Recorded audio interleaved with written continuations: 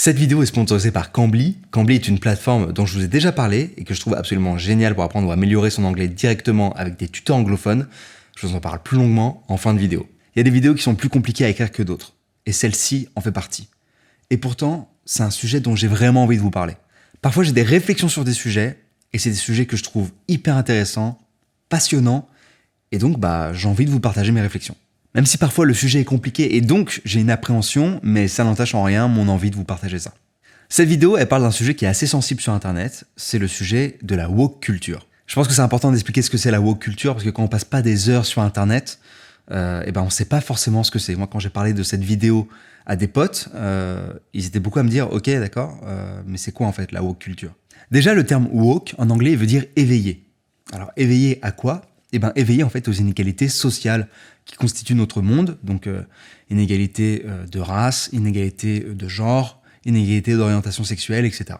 Et le terme de woke, il a du sens, parce que je sais pas si vous l'avez déjà expérimenté, mais quand on se rend compte d'une inégalité systémique, par exemple le système patriarcal, quand on fait l'effort de s'en rendre compte, et quand je dis l'effort de s'en rendre compte, je parle surtout de certains hommes, parce que généralement les meufs, elles ont moins besoin de faire d'efforts que nous. Quand on s'en rend compte, on réalise que c'est omniprésent. C'est dans tous nos rapports, c'est dans tout ce qu'on voit, c'est dans tout ce qu'on consomme, c'est dans tout ce qu'on regarde, etc. Et donc ça fait un petit peu l'effet de la pilule rouge dans Matrix. Dans Matrix, Morpheus il propose à Neo 2 pilules. Une pilule bleue, et donc en fait, la réalité qu'il a connue, ça restera sa réalité. Ou bien la pilule rouge, où là en fait, il va voir la vérité. Et Morpheus prévient Neo, il lui dit « Si tu prends la pilule rouge, tu pourras pas revenir en arrière. » Eh bien, c'est un peu ça la woke culture. C'est pour ça qu'il y a cette phrase qui revient souvent « Check tes privilèges », donc sois conscient de tes privilèges, parce que y a d'autres individus qui ne les ont pas, et donc tu n'es pas soumis aux mêmes inégalités. Par exemple, un homme blanc hétéro cisgenre, donc c'est-à-dire que son genre ressenti est le même que celui qui lui a été assigné à la naissance, eh bien, selon cette logique, il est avantagé, puisqu'il va pas ressentir... Il va pas être victime de racisme systémique, de sexisme systémique, d'homophobie ou de transphobie. Alors, il y a beaucoup d'hommes blancs, hétéros, cisgenres qui sont un petit peu agressés quand on dit ça. C'est quelque chose que j'ai vu quand j'ai fait ma vidéo sur le fait d'être chauve. Et ils disent mais attends, c'est pas parce que je suis un homme blanc, hétéros, cisgenre que je vis ma best life et que tout va bien. » Alors, évidemment, c'est pas le sujet. Mais un homme blanc, hétéros, cisgenre, il peut avoir donc une vie... de merde de ouf, mais ça sera pas de la faute, a priori, d'un système qui s'attarde sur sa couleur de peau, sur son genre ou sur son orientation sexuelle. Alors récemment, les politiques ont voulu en parler, ils craignent le wokisme. C'est une manière assez péjorative de parler de la woke culture. Et vu ce que je viens de dire, on peut se demander ce qu'ils craignent exactement. Et en fait, ce qu'ils craignent, c'est plutôt et principalement la cancel culture. C'est assimilé à la woke culture. Souvent, quand je lis des articles où il y a des journalistes qui en parlent, c'est la woke culture et la cancel culture. Parfois, c'est l'un est imbriqué dans l'autre, mais globalement, ça émane des mêmes cercles. La cancel culture, vous en avez sûrement entendu parler pour le coup, c'est le fait de cancel, donc d'annuler, ou plutôt de boycotter une personne ou une œuvre parce que il ou elle a fait quelque chose qu'on juge inacceptable. Il y a une vidéo de ContraPoint sur le sujet qui est fantastique, je vous la recommande, je vous la mets en description.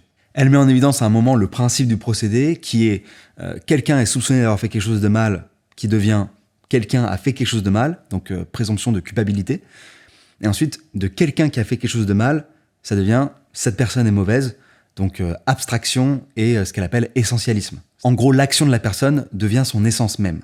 Dans une société où la justice elle est basée sur la présomption d'innocence, elle gêne cette cancel culture. Mais on peut aussi comprendre que des gens qui font partie de minorités et qui ont du mal à trouver des espaces d'expression fassent une des seules choses qu'elles peuvent faire, c'est-à-dire boycotter ou inciter à boycotter. Et d'ailleurs, quand c'est des choses ou des gens qui se font cancel, souvent ça va pas jusqu'au tribunal, ou bien si ça va jusqu'au tribunal, la justice s'est montrée d'une certaine manière décevante. Et quand je parle de justice, je parle même de justice populaire.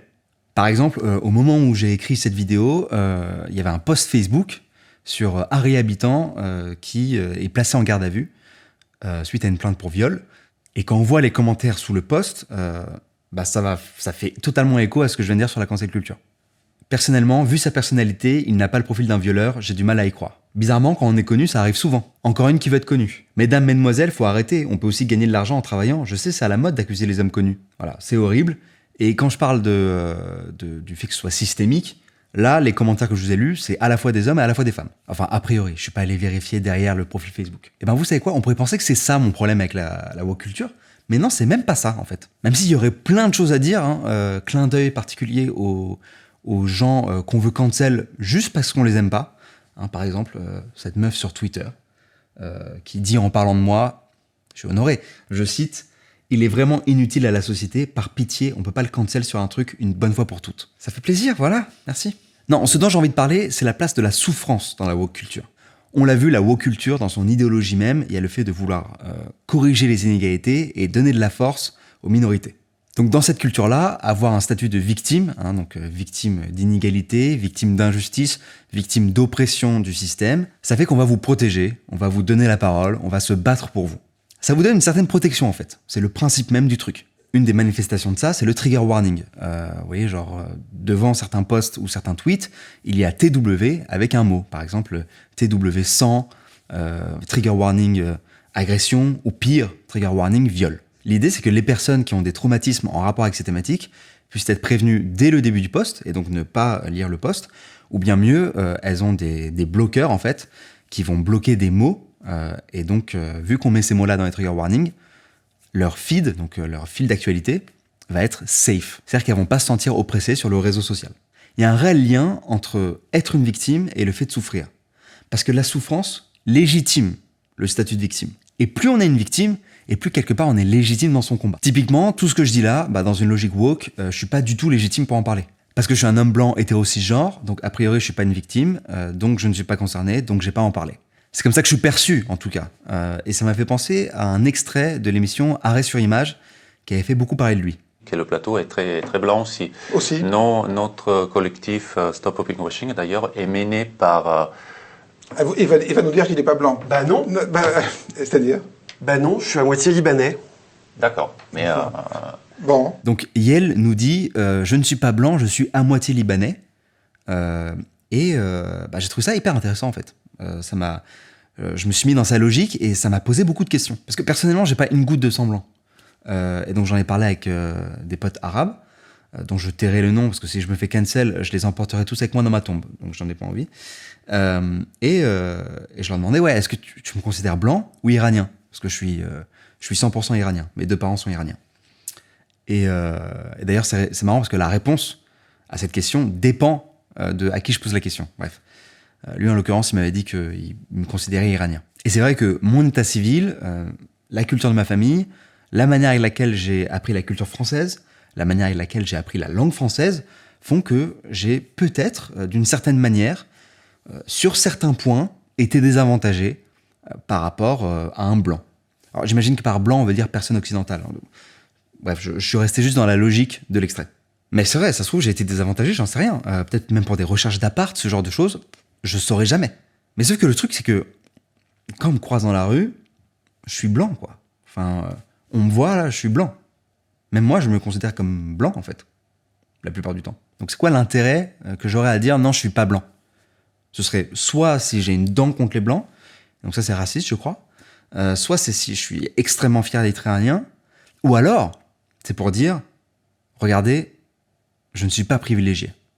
Et comme dans le système, pour la faire courte, on est soit privilégié, soit victime, si je suis pas dans le camp des privilégiés, nécessairement, je suis dans le camp des victimes. J'essaie de rajouter victime d'un système à chaque fois, et pas utiliser le mot victime seul, parce que je veux bien comprendre que quand je parle de victime, je parle de victime d'un système.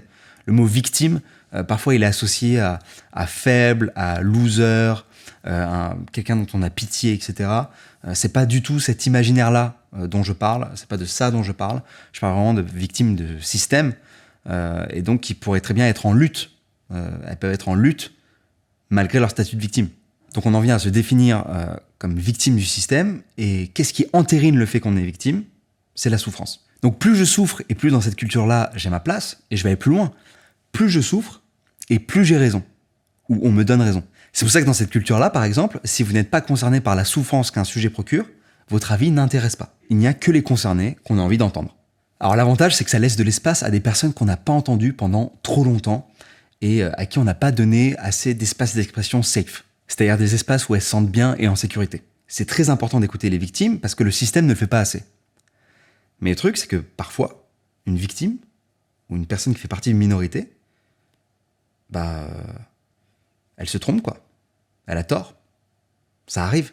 Sometimes marginalized people are wrong. Sometimes people calling themselves victims are obscuring a more complicated situation. Et l'autre souci, c'est que comme on veut pas écouter les autres, on se retrouve dans des mini-sociétés hyper segmentées. C'est même pas le gars parle et on s'en branle. Non, c'est juste le fait que tu parles, ça m'offense.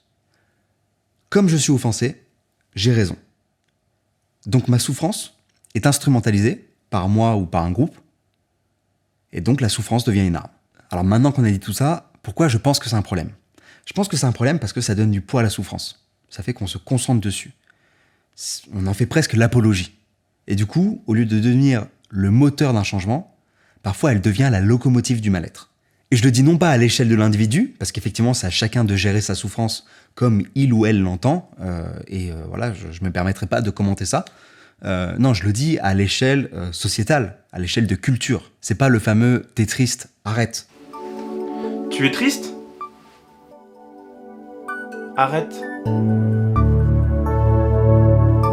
C'est pas à l'échelle de l'individu, c'est à l'échelle sociétale. Si on absorbe une culture qui fait que plus on souffre, plus on a raison, on s'expose à des dérives de victimisation qui font du mal aux causes pour lesquelles ces mêmes personnes se battent. Le problème des inégalités et de l'oppression, il est systémique. Donc c'est tout le système qui doit se pencher dessus pour trouver des solutions. Et je suis pas sûr qu'on y arrive quand le système il est rejeté de la discussion et que la souffrance est une clé. Typiquement, le fait que moi, sur ma chaîne YouTube, j'ose pas trop en parler parce que je me dis « Gros, tu souffres pas de ça, donc ferme ta gueule », je pense que c'est quelque chose que le combat doit dépasser. Et d'ailleurs, quand je dis ça, on pourrait penser que cette vidéo, c'est un ouin Cyrus North se plaint de pas pouvoir parler de ce dont il veut. Non, c'est pas ça, et parce que je peux parler en fait de ce que je veux, et je pense que cette vidéo en est la preuve. C'est vraiment une réflexion que j'avais, que je voulais partager, et qui pour moi dépasse ma propre expérience. Maintenant, je pense aussi qu'il est fortement possible que ce qu'on vive là, ce soit juste un stade en fait. Un stade dans lequel on est obligé de passer. Parce que avoir la reconnaissance du statut de victime par la société, c'est un passage important et très sûrement nécessaire pour amorcer un changement et se définir autrement. Alors voilà, j'ai pas vraiment de solution à apporter, c'est juste un élément qui me gêne dans la woke culture, parce que je trouve que c'est une logique un petit peu toxique qui peut desservir la cause générale.